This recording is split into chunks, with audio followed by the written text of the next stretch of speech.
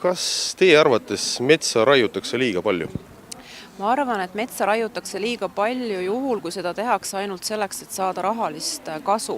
Et ei arvestata nendes metsades elavate liikidega ja meie looduse säilitamisega, vaid lihtsalt tahetakse raha saada. Ja mulle tundub küll praegu, et eriti Pärnu poole sõites on väga masendav pilt. Mulle tundub jah, et raiutakse liiga palju, liiga massiliselt ja tehakse lageraiet, et saaks ka teha võib-olla seda kuidagi humaansemalt. Kas puid peaks minema rohelise energia sildi all lihtsalt katlasse kütteks?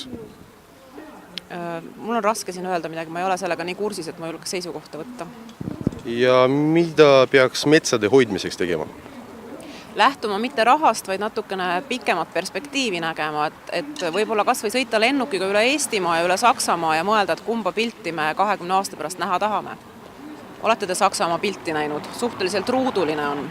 Ja ka teised Euroopa riigid tegelikult, Hollandist ei hakka võib-olla rääkimagi, aga Eestit on siiani olnud ilus vaadata, viimased lennureisid on olnud natuke kurvem pilt, ei tahaks, et see tendents jätkuks.